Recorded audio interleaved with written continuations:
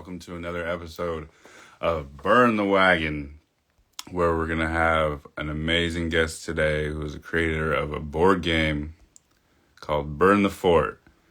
So we're going to check that out, see what that's about, and then, yeah. So also, if you haven't entered already,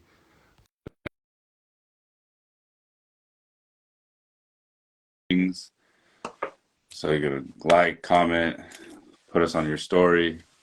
Dope new tote bags. I got more coming soon, but hey, can you hear me? Yeah, I can hear you. Right on. Thank you. Thank you. I appreciate you coming on today. I appreciate it.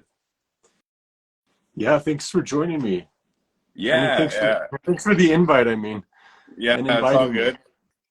Yeah, I really appreciate it. Once someone sent me your page a while back, and I've been meaning to reach out, but just so much going on, and just like the name of your board game, and we're gonna talk about it a little bit, but it just gets so much of a connection. Burn the fort, burn the wagon. So yeah, I had to reach out eventually, but. Welcome to another episode of Burn the Wagon, where it's Burn the Wagon. The wagon is a symbol for capitalism, patriarchy, and colonialism, and us having these conversations and burning those things down. So I appreciate you joining me. So what I'm going to do first is let you yourself give yourself a little intro and like where you're from, what reservation you grew up on, what tribe or tribes you're from, and we'll go from there. Iate, she Klee Benally, Yeneshe, Tudichi Nishabashisti Nakadina Dashanella, Shema a Beathachi Ado Beathachi Dashache, Zithijin de Nasha, Ado or Dais e Conflenish Shechawan. So my name is Klee Benally, and on my father's side, Todich Eatney or Bitterwater.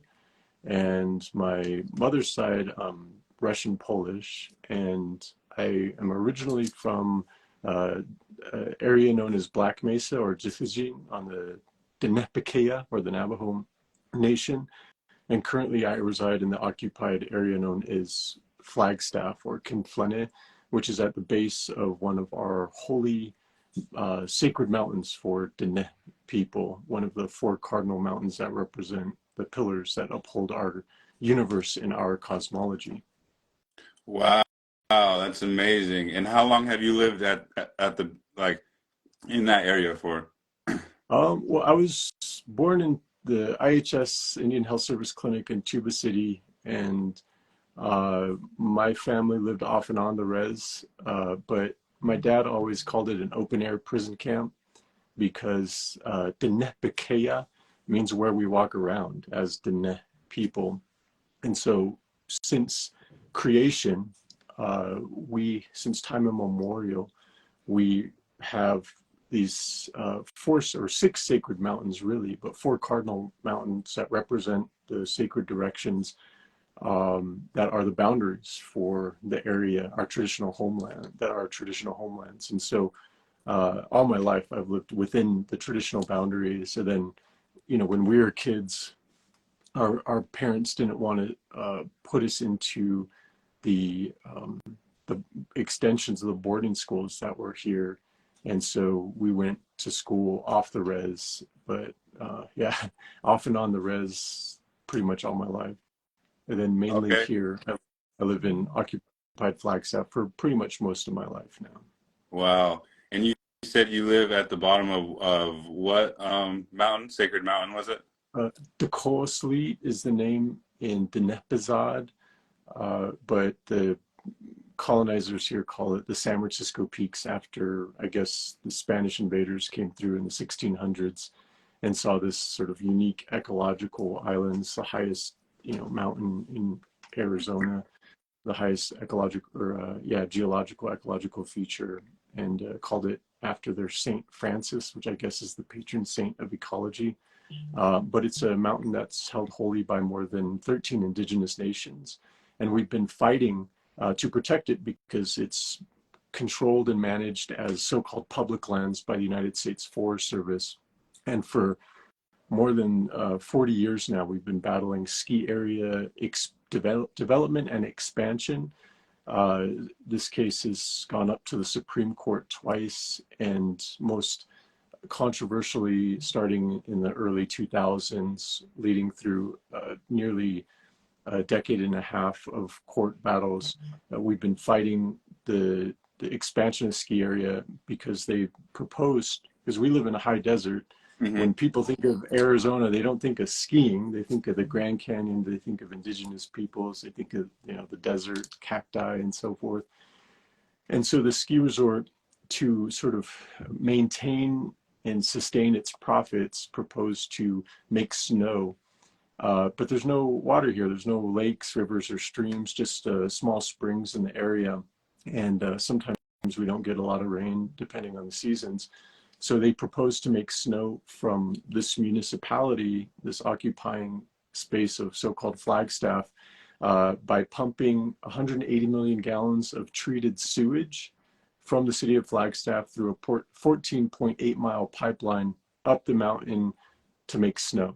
And so the fact that we even had to fight them to argue that that's a violation of our ways of being, cultural survival, and just basic common sense, not to, you know, spray this waste all over an ecologically sensitive area and subject, you know, people who would even recreate it as like test subjects. But yeah, considering that there's no justice on stolen land, we lost that case, and we've been fighting it, like, you know, waging it at administrative levels, waging it in the courts, and also waging direct actions. And so the struggle continues too, because the ski area still wants to do more expansions. Is there any petitions or anything that people can sign that could go towards this? Yeah, I'm part of a loose-knit organization. It's more of a banner that calls itself Protect the Peaks, and you can check out our website, protectthepeaks.org.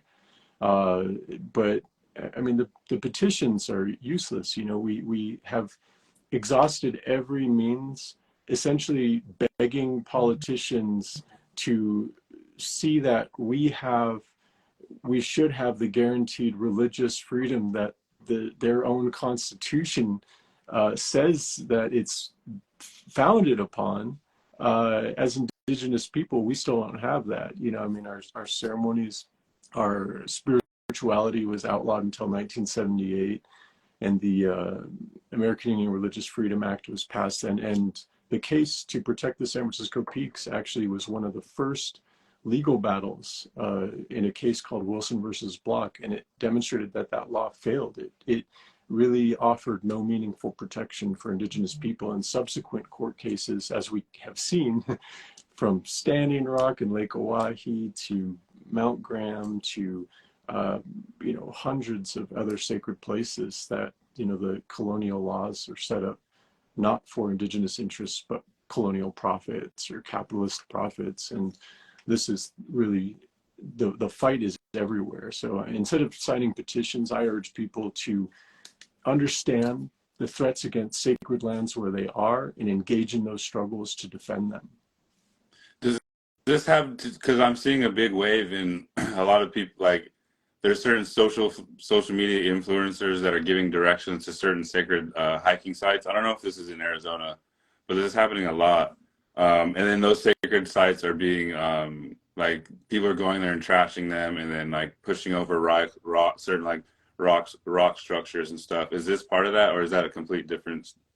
Yeah, I seen I think the post initially was put out by Lassville Indians Yeah. about this place in so-called Sedona, which is actually just about an hour or so south of occupied Flagstaff. Hmm. And it's a new age center with all these tourist features, but it's the occupied Yavapai Apache lands, you know, and it's a cultural area of many nations that have been shared. But I mean, this is ongoing. I mean, you know, part of the reason that the protection of barriers was necessary is because people were going out with guns and shooting at petroglyphs and doing the same thing, grave robbing.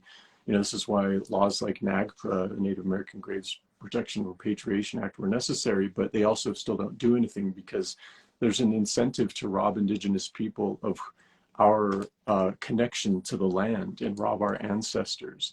You know, the whole project of America is one big wave of desecration, you know, and tourism and conservation and the maintenance of public lands is part of that. You know, this false concept of a separate, you know, social space as the wild, as, you know, has meant that settlers have just cleared out indigenous people from national parks like Yellowstone, you know, or the Grand Canyon. I mean, the Grand Canyon was established as a forced removal project of the Havasupai people. You know, these acts of desecration are ongoing in many ways. But yes, what is happening in Sedona is nothing new. It's these, you know, the sort of tourist influencer settlers who want to go out and have a photo op and sort of organize the landscape. Well, that's happening on many different levels and many different scales, whether it's a pipeline, a ski resort, a gold mine, a coal mine, a lithium mine, and sort of resource extractive idea and commodification of nature. So somebody can make, you know, make profit off of the social or the attention economy and social media. So yeah, this is an ongoing part of the landscape here, is a history and ongoing force of desecration. Yeah, and is I feel like because I recently went to Yellowstone, or you said Yellowstone, Yosemite, and I feel like the same thing with the people out there. They have their we call it a roundhouse out here. They're like the traditional place, but they kept that intact. But it still feels just like weird. All these settlers, all these like tourists coming from around the world, coming and being able to be around this roundhouse, which is supposed to be like a ceremonial place. But I don't know. The people there might have an agreement with the national park. I don't know, but like it just seems weird to me, like people being pushed out of, like you're saying, people just straight up being pushed out of this beautiful place. You know what I mean? Oh yeah, the history of environmentalism and conservation has been largely a white supremacist colonial project. I mean, the Sierra Club started as essentially a very racist organization with John Muir. I mean, it's no hidden history, Yeah. you know, to create these, you know, environmental or ecological spaces, but also view indigenous people as being in the way and a threat, you know, to those spaces. So it's a pretty well documented history of this sort of idea of the threat of conservation, ecological, or the colonial, you know, aspects of colonial and ecological sort of environmental projects. Just think how insane like the government and people would be going if these sacred mountains was a church and people were trying to do something to that church.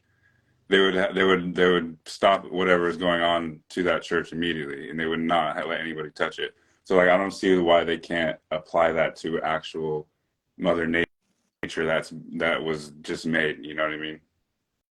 Yeah, I mean, it's a question of values and Western chauvinism.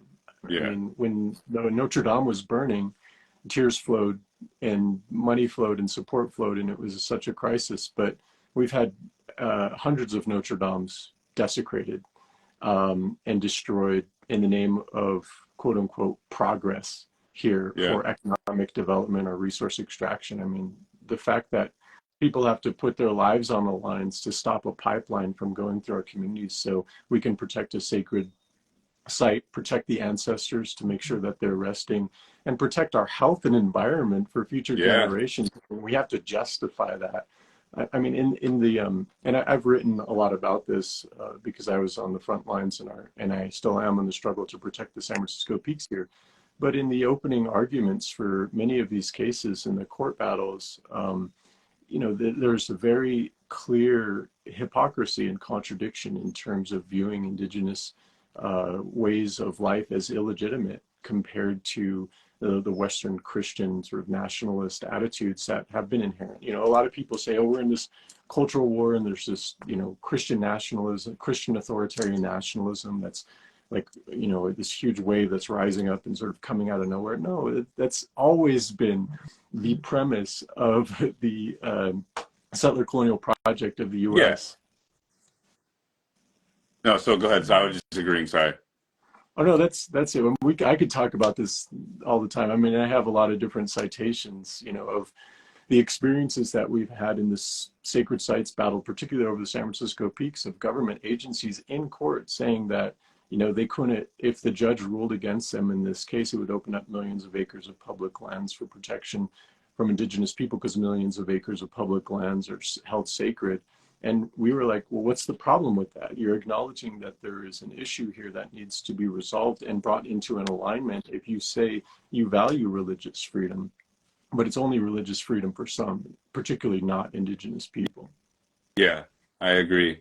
And moving on, I want to move on to because this is a like because it hasn't come out yet. Your board game, Burn the Fort, and I just want to go through the whole process of, you know, what made you want to start a board game? Because, you know,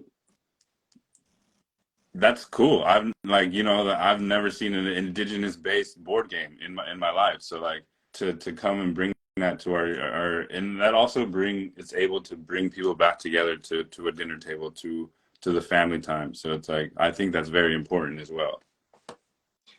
Yeah, well, I'm not the first indigenous like board game designer, to just be clear, and I want to just send out huge props and acknowledgement to Connor with Coyote and Crow, who developed an awesome RPG, a role-playing game that is sort of like Dungeons and Dragons, but imagine and set in a future that colonial invasion of the so-called Americas didn't happen. So check that out. And he's also developing a new game called Wolves. But there have been many like small board games or reinterpretation of different board games that are out there. And, you know, where this idea came from for Burn the Fort was I was hanging out with some radical friends, and we were looking for, you know, something to do that was just, you know, like maybe let's play some games. And they were like, hey, we have Settlers of Catan, but, and then it's like, oh, we have this other game, but, so it was like, here's a game that's premised, literally the theme of Settlers of Catan is colonial invasion and resource extraction. And here's another game, oh wait, that's a capitalist sort of like model theme. And so I was like looking at all of these different board game offerings, and all the themes just reinforce this narrative of colonial invasion or resource extraction and commodification through capitalism or colonialism.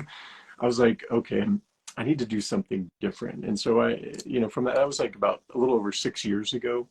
Yeah, so I was like, I want to try to develop a game. And I didn't really, I had reference points because I grew up playing games, not just, you know, like Risk or Monopoly and all these other, like, you know, Scrabble, those kinds of family tabletop games, which are, you know, always sort of fun. And for me, I was born in 1975, to give you a reference point.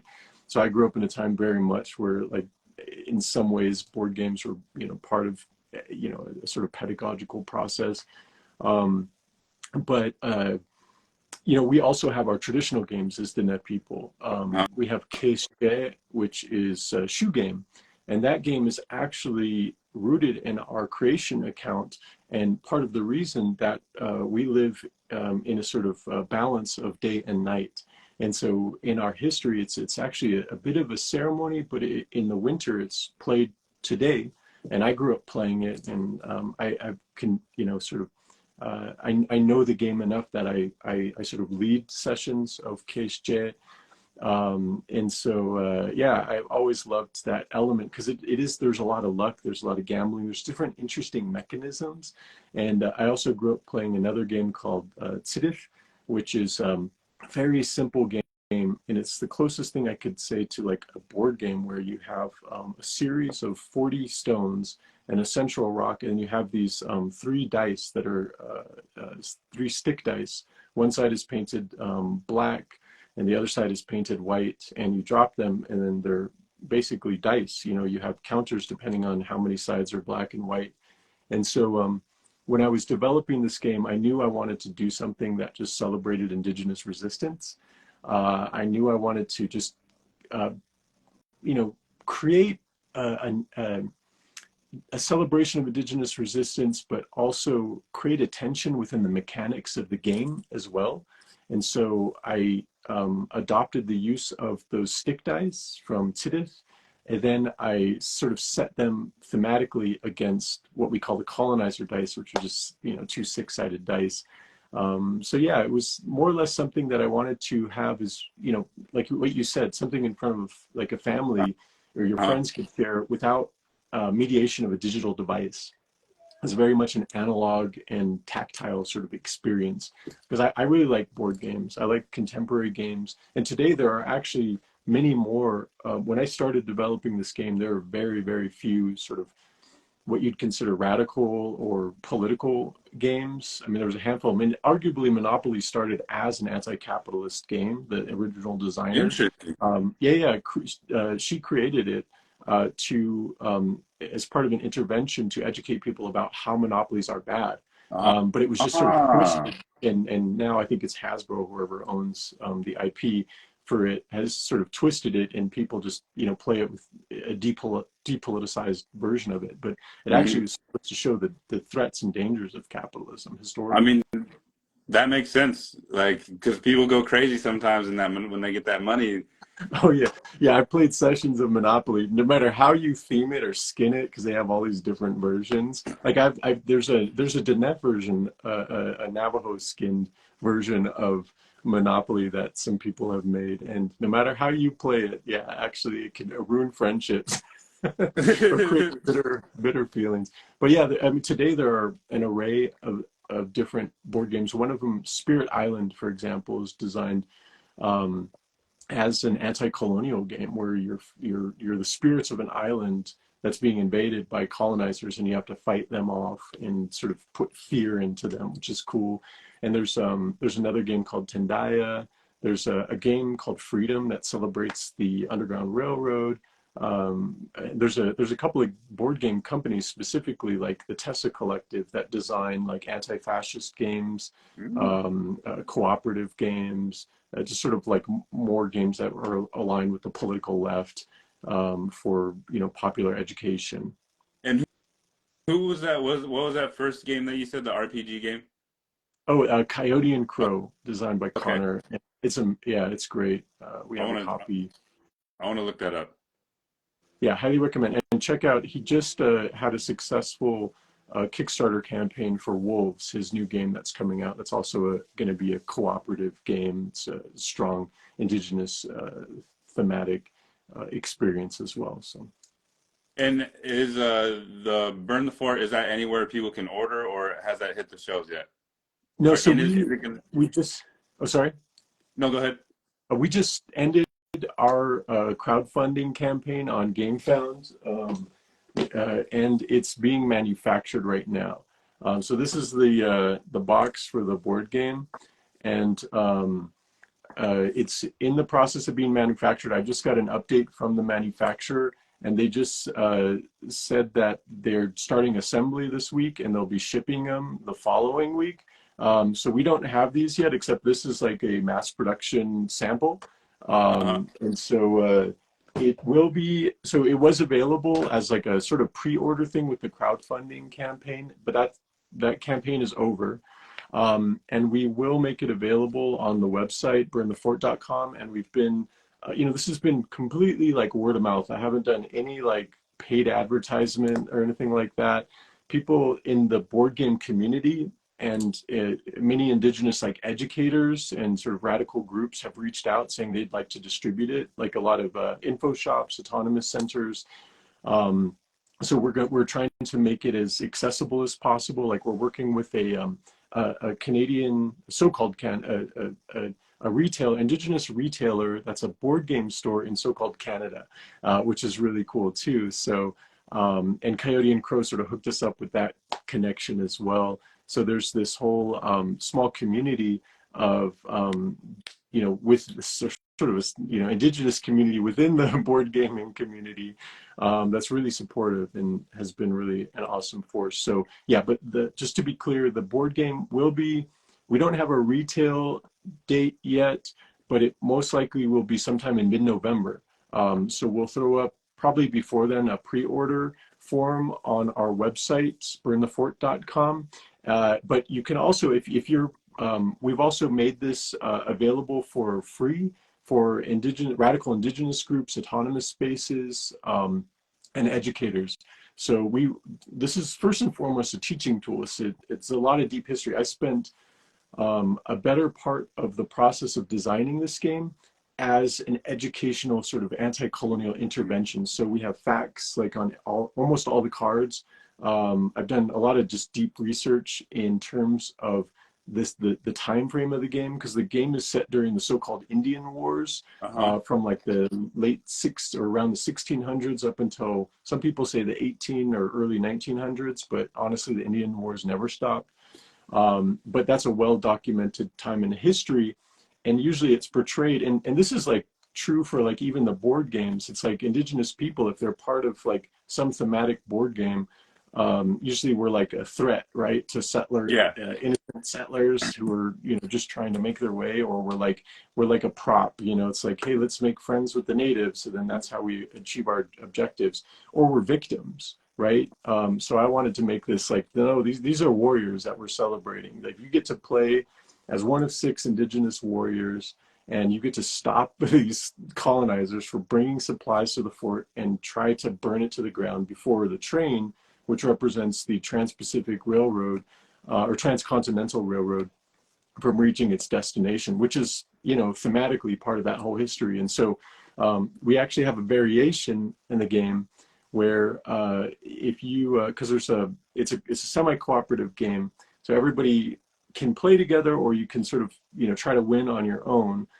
But the primary engineer mechanic that you're fighting against is this deck of colonizer cards. And once those come up, they present different conditions that make your resistance harder or undermine your resistance, and make it harder to achieve your goals. But there's a variation for the game that if you pull up one of these cards, there's a trivia question, and you can actually block that trivia question. Like, so if you were the active player and you drew it, and you had to like potentially play its consequence or effect, you could block that card by asking the trivia question to all the other players. If they get it right, then you block that card. So it's deeply educational. So that's why we're making it freely available to indigenous educators, particularly in reservation communities, is what we're prioritizing.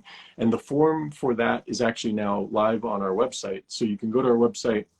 It's a sub, I think, a menu under store, and you can just fill out that form and request a free copy of the game. Cool.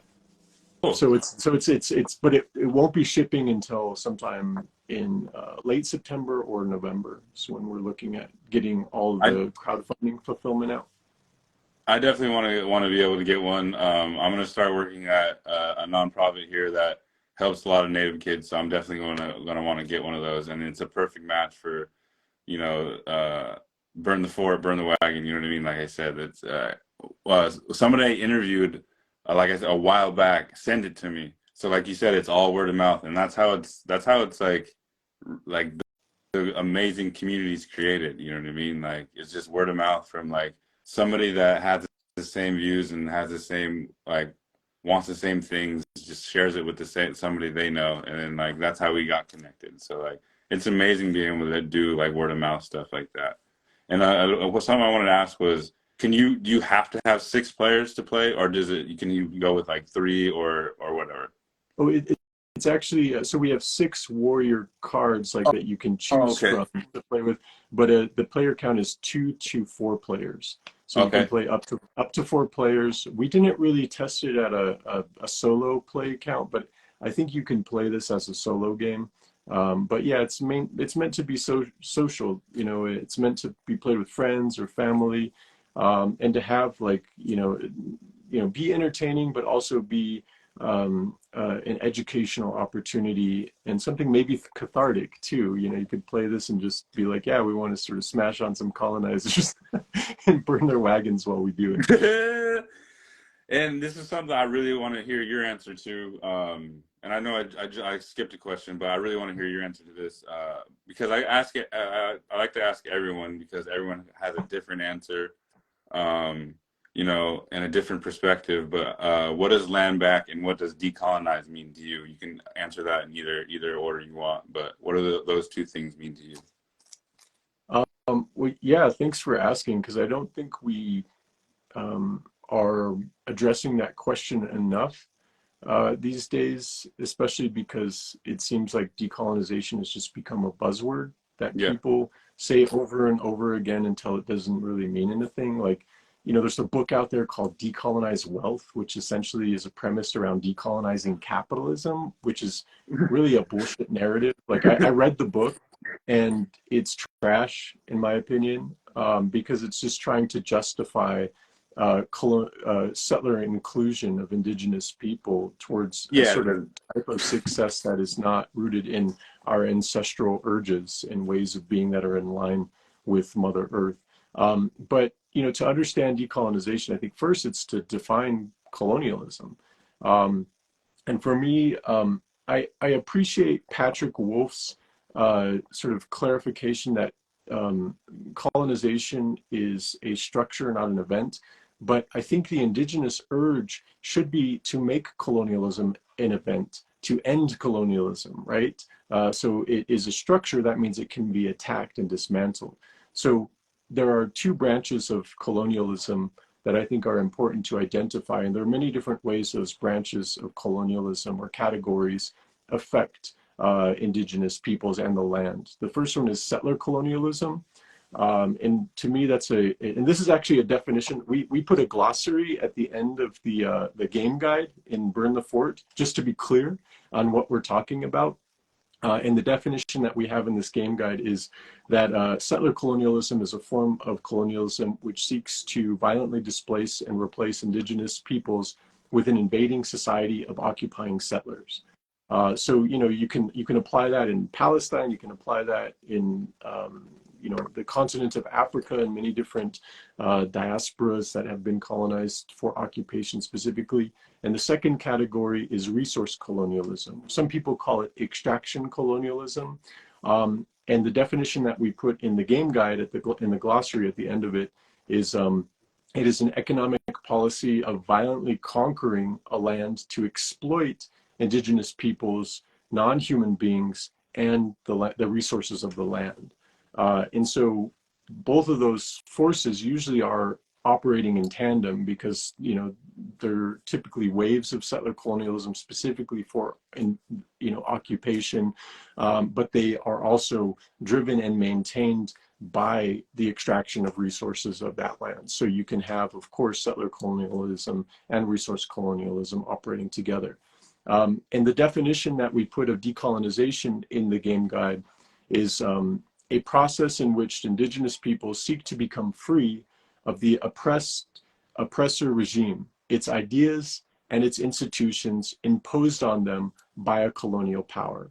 And so to me, that's like the most succinct response, but it's obviously more complicated than that because, you know, we have different ways that decolonization has been addressed. And people are even saying, you know, decolonize the academy or decolonize academia, you know. And to me, it's a contradiction, it's a tension that Yeah. actually doesn't apply.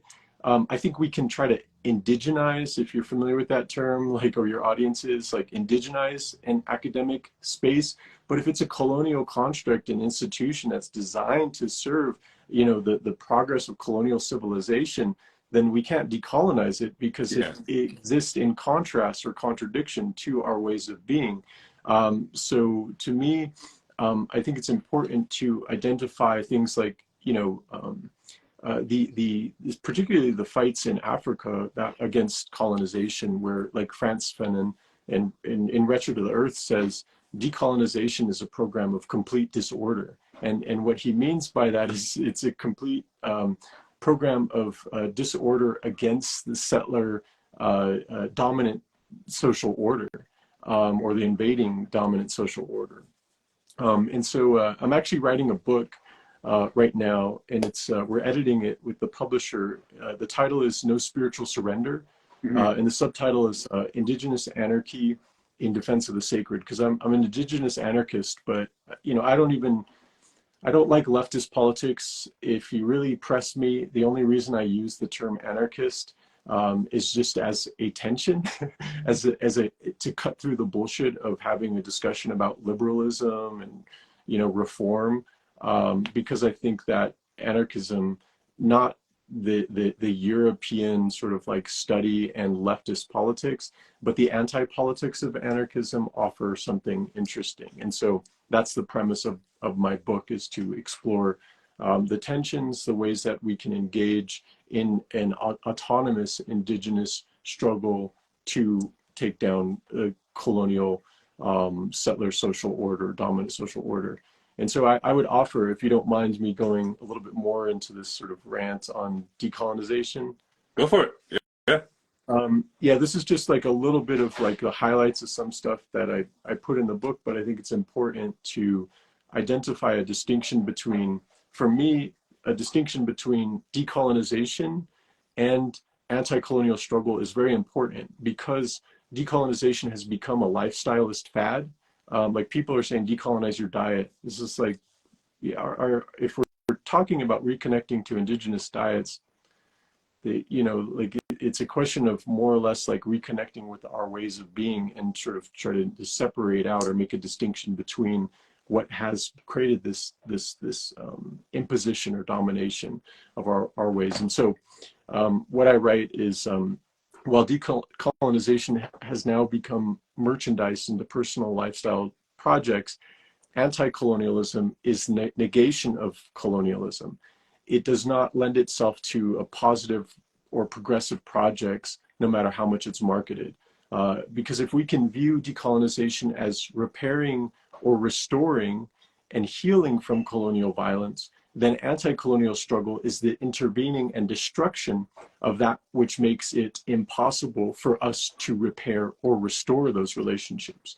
So if we understand that colonial economic, political, and religious power are imposed through domination and extracted from the natural world in an act of total desecration, then we can view the task of anti-colonial struggle as an abolitionist, liberatory degeneration and destruction of that order.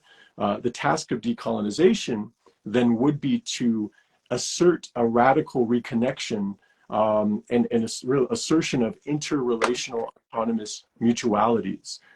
So the idea is basically to destroy power over and restore power with all of creation. And you said this isn't a book that you're writing now? Yeah, it's actually already written. We're editing it, and I'm not sure when we're going to publish it, but yeah, I sort of just tackle it. And I've written with a project that I work with called Indigenous Action. The website's indigenousaction.org. You can also check it out on Instagram. I've written a lot about these concepts, particularly like, we're coming up on Indigenous Peoples Day. And it's interesting because a lot of states and municipalities capitulated to acknowledging, to the point of like, even the federal government acknowledging Indigenous Peoples Day. But a lot of it seemed placating, right? Like, because when we were fighting for Indigenous Peoples Day, we were talking about colonization. And now people are celebrating Indigenous Peoples Day, and they're doing like these weird parties and treating it like a holiday. And, it's like a quasi market and powwow event with indigenous people dancing. And we've lost a lot of the language of colonial struggle. And so that's why I think there's a necessary opportunity to make a distinction or differentiation between anti-colonial struggle and decolonization, but acknowledge that they should be one and the same. They should be in tandem. They're not mutually exclusive. Yeah, because they have something out here in San Francisco at Alcatraz every year on Indigenous Peoples Day, where they have that, and it's they have a bunch of people come and dance and stuff. And it's kind of like and they have speakers as well, but it is kind of a weird, I don't know, like weird feeling to come and it's like a celebration a little bit, like you're saying. Like I feel like weird celebrating that. Not weird, but now that you say that, it is a little bit of a weird feeling to celebrate that day, if that makes sense. Yeah, well, I helped to write a zine with some of my other collaborators and accomplices with Indigenous Action called Uprooting Colonialism Beyond Uh-huh. Indigenous Peoples Day. And we critique this celebration and what is, I don't know if you're familiar with Glenn Coulthard. He's an Indigenous academic out of so-called Canada, and he wrote a book called Redskins, White Masks, which is sort of based on Frantz Fanon's White Skins, Black Mask. But what he asserts is a distinction between the politics of recognition, which is Uh-huh. like, begging the colonial political system to recognize our pain, and it's sort of a politics of victimhood, if you will, and it's sort of like circulating through the scenes of our suffering, which some people call history, and then he contrasts that to the assertion of the politics of liberation.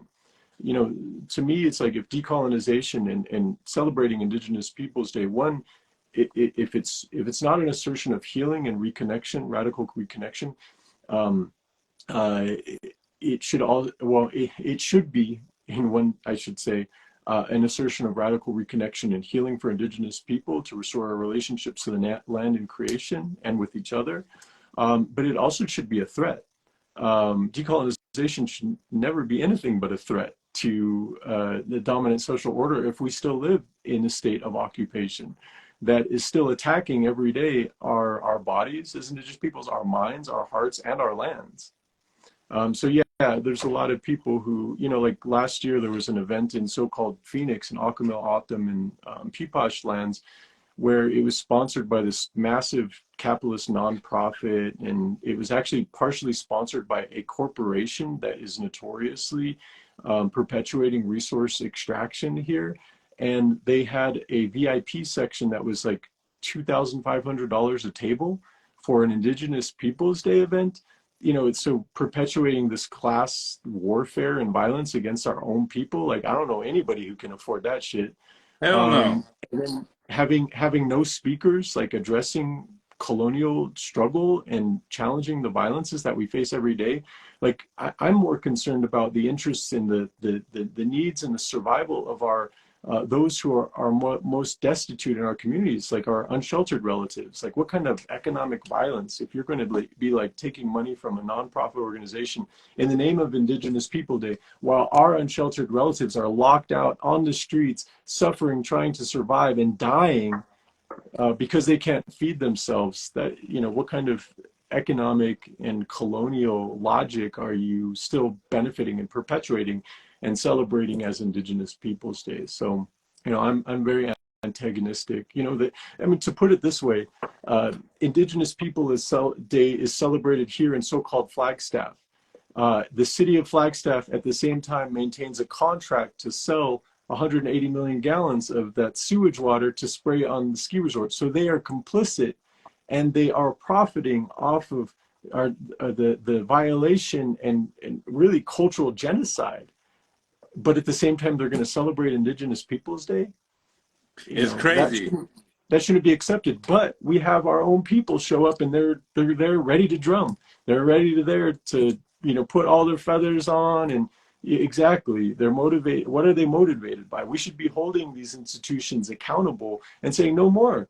Like, if we're talking about the basic sort of respect and understanding, we need to be also talking about accountability and responsibility, and what that means to right the relationships and end the ongoing colonial systems of violence. So, I've actually taken direct action and intervened in the Indigenous Peoples Day here because it's just whitewashing, or redwashing, if you will, too, of ongoing colonial violence. Yeah.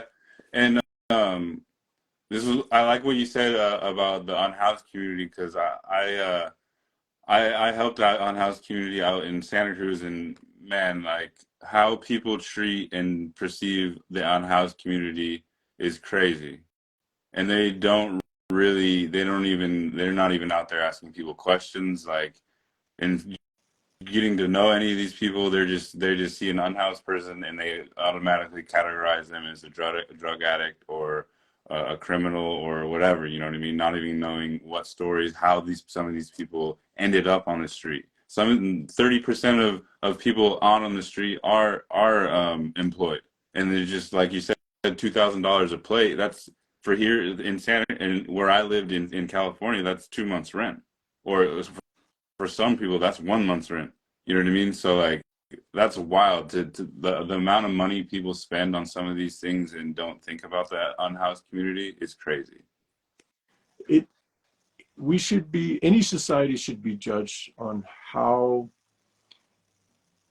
unjustly it treats those most destitute and wretched, those who are in such a space that they have been forced to live on the streets and try to survive. Um, and I've been, I've been organizing for more than half my life. And a lot of that, in 2007, I helped to start a place called Tullahoe Info Shop here in occupied Flagstaff. And we've always done mutual aid support for unsheltered community here, particularly in the winter, because it's warm, but we also get harsh winters. And every year, unsheltered people pass on because of exposure. Mm-hmm. And I mean, you can look at any statistic, right, in impacting indigenous community. And sometimes I don't like to go that route because I don't think we need this sort of like scientific data to justify the fact that there is such a disproportionate violence occurring against indigenous people. Mm-hmm. But yeah, if you look at the statistics of the unsheltered here, we represent the largest population, and nationwide per capita, absolutely the same thing. And so it's imperative for us to step up to ensure that, if we believe in, for Diné people, we believe in Ke, which is our familial relationships or our clanship. And that establishes mutuality. It establishes our mutual aid, right, to support each other and find ways to not just look at, oh, somebody's just drinking, they have mental health issues. It's like, what's actually the root cause of that? Why are they on the street? Yeah. Why are they on the street? What has failed in our society? What has failed in our communities? It's just like the way people try to dissect and make sexual violence in our communities a personal problem, as opposed to looking at the social factors that contribute to the violences, interpersonal violences and sexual violences that we face in our communities. It's not an individual problem once it happens. It's actually a breakdown in our community, our cultures, our ways of being. And so the same thing with unsheltered relatives. What is the central component of what's the root cause that's forcing our relatives out on the street, and what can we do to intervene to help bring them back up, to welcome them back into the circle, no matter what kind of harm they've caused. Experiences of severe loss, traumas from, serving as pawns in the colonial occupying forces, imperialist wars elsewhere, invading and killing other indigenous peoples for resources, whether it's, serving time in prison for doing something bad. I'm not going to glorify all, and look at all folks on the street as people who haven't done something Yeah. wrong, but why? Let's build those relationships and bring them back into the circle for healing. And that's, to me, the least we can do is make sure they don't freeze in the winter, and make sure that they have food and access to the basic, things, and treat them as human beings, because they reflect the dehumanization that we see and internalize ourselves. They should always be a reflection of that dehumanization from society as the quote unquote bad Indians, right? The Indian problem. Yeah. And they should be a reflection of ourselves. And then it establishes an opportunity for us to see how we can both heal together those relationships and that which is broken in our communities. So yeah, I mean, and the root causes are capitalism. The fact that people can't afford to live, because people own the stars, they own the night, because people own the land. It's private property. You can't be trespassing here and there. My friend I've organized with, who's a relative on the street here, his name is Shane Russell. He asserted at a rally we did for unsheltered relatives here, where the community themselves organized an intervention. He said, no one, before 1492, no one was homeless on these lands. And you can't argue with that. Yeah. What can we restore? What ways can we reconnect to those practices, those understandings? And a lot of it is, breaking down these social institutions, this social order, and capitalism. The colonial logics are part of that, where people are afraid to even just talk to their relatives and, judge them in, participate in the sort of lateral violence that continues to keep them stripped of their humanity. Yes, I agree. Um, yeah, the way that people look at the unhoused community is very unfortunate because, like I said, nobody even gets out there and like tries to even make a connection. And it's in like in here in California, it's not as bad. People obviously aren't out there. It's not as cold in the winter, but it does get pretty rainy and stuff. And people don't care, you know. The in Santa Cruz, they were bulldozing people's camps, and this is where people were living and had things set up in their whole lives. They had their whole lives there, and people just would come and bulldoze it, and who knows what sentimental things they had in their tents that they just got rid of. That could have like been the one thing holding that person on to life. You know what I mean? So people don't think about those things when they think about the unhoused. They think because they're out there, they don't have anything. You know, and it's they do have certain things. They have certain sentimental things that they hold on to in their little areas that they have built for themselves. You know what I mean? It's not just sentimental. I mean, these kinds of sweeps are happening everywhere, Yeah. and a lot of it is because of the factor of capitalists wanting to continue to maintain their profits for their fucking boutique shops where they sell organic, fair trade coffee or chocolates from indigenous people from elsewhere, but they don't give a shit about the people whose lands they're on, Yeah. and also maintain their property values. Gentrification is an extraordinary part of that, but we can't talk about gentrification without talking about colonialism because they operate in the same logics. Yeah. Mhm. And so, this is part of the ongoing process of forced removal to invade people's camps where they are surviving. It's not just about sentimentality and what Yeah. people collect and have at their camps. People conglomerate into camps on the street out of safety, out of survival. Mhm. Like here in the city of Flagstaff, the so-called city of Flagstaff, there's an anti-camping ordinance, and it criminalizes people camping in public spaces or even in their cars. Um, in the winter, that forces unsheltered people to go hide, right, in gutters, to go hide underneath an awning or in the back by a dumpster, Mhm. and sort of dissipate and atomize themselves. When if they were able to camp together, they could look after each other, make sure each other has certain needs and warmth, and share resources, and they become central spaces for people like us who do mutual aid and street patrol support to make sure that they have the necessary warm gear, warm packs to survive, because they can survive on their own terms. It's interesting because those interventions or the sweeps really is just profit motive, and maintains, this sort of like idea of capitalism is not failing.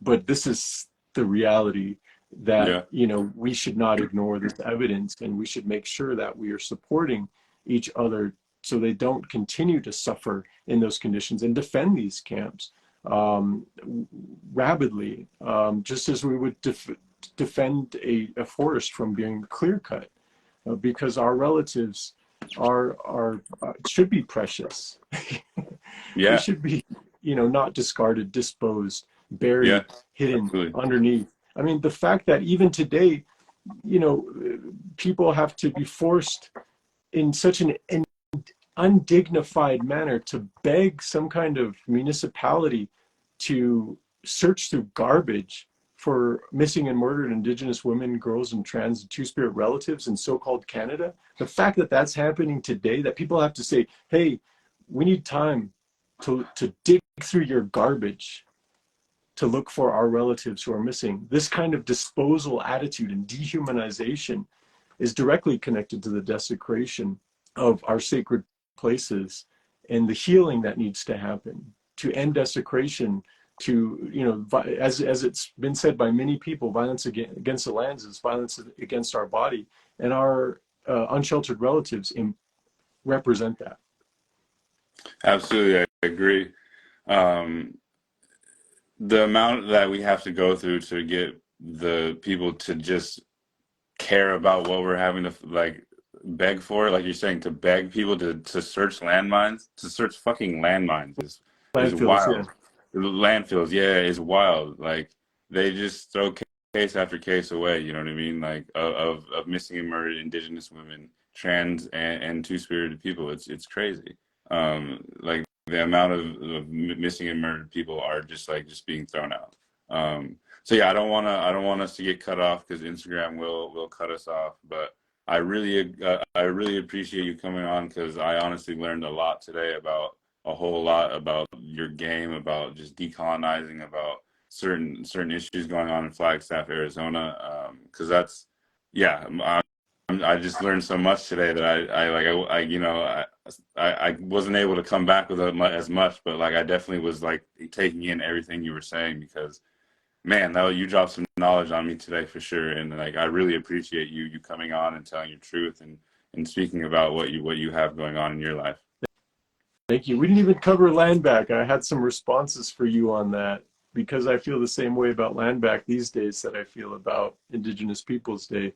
A lot of people see it as a real estate maneuver to, you know, sort of negotiate management and administration of, you know, trust lands or, you know, whatever they can sort of real estate, you know, make real estate maneuvers. But to me, land back is an assertion that it's not a demand. It's not Yeah, something to be negotiated. And we need to consider that the land belongs to no one but itself. And this is part of the problem and why, you know, we have unsheltered relatives who are suffering. You know, the fact that Indigenous people to this day represent the largest community of people who live without shelter on our own lands, you know, yeah, is one of the greatest affronts and examples of the injustice of the ongoing occupation of our lands. So when we talk about burning wagons, when we talk about burning forts, you know, anti-colonial struggle, the fire that is within you of indigenous resistance needs to be carried forward. You know, instead of begging politicians and signing petitions for reforms or voting, thinking that we can vote away colonial violence, you know, we have to stop deluding ourselves and look at ways to take meaningful direct action and assert our autonomy as Indigenous people on our own terms, not just look at these old treaties that were negotiated with guns to our ancestors' heads, and not just look at, you know, the economic arrangements through nonprofits that can be made while people are lining these executive directors of nonprofits are lining their pockets. It's an anti-capitalist, white supremacist, anti-cis heteropatriarchal, and anti-colonial sort of intergenerational struggle that we need to embody as our mutuality to restore right relationships with Mother Earth and with each other. And when I say with each other, not just human beings, but non-human beings as well, for total liberation. absolutely. I agree, and I thank you so much for coming on. And man, yeah, you keep dropping gems. I don't want to stop, but we what we can do is we can do another episode because we can reconnect and because like we definitely I can listen to you all day talk and continue all Oh yeah, day. thank you so much, and I really appreciate the work that you're doing. And yeah, I'm honored to be invited here. And I'll Yeah, let's do definitely it. send you a copy of the game Burn the Fort. But like, Absolutely. you know, as you can hear, I'm not interested in merchandising this. I'm interested in making sure that we propagandize, right? The agitation that we need towards liberation. So that's what this project represents. I'm not going to market a product to somebody. I want to make sure that like the narratives are being challenged, undermined, and we stoke those fires that we need to keep burning those wagons. Fuck yeah. Thank you. Yahui, thank you. So, yeah. Much appreciated. All right, yeah. You can go ahead and exit out whenever you want. I really appreciate you coming on. Yeah. Yeah. Go on that.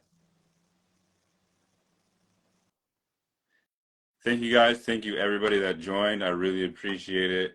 Everyone that commented, everyone that watched. If you're gonna watch later, definitely thank you guys a lot. And we have a giveaway going away for some a tote bag. If you want to go ahead and do that, that'd be amazing. I do have a live event coming up in Oakland in next month at the Oakland Museum. So we're gonna have a full live episode of Burn the Wagon.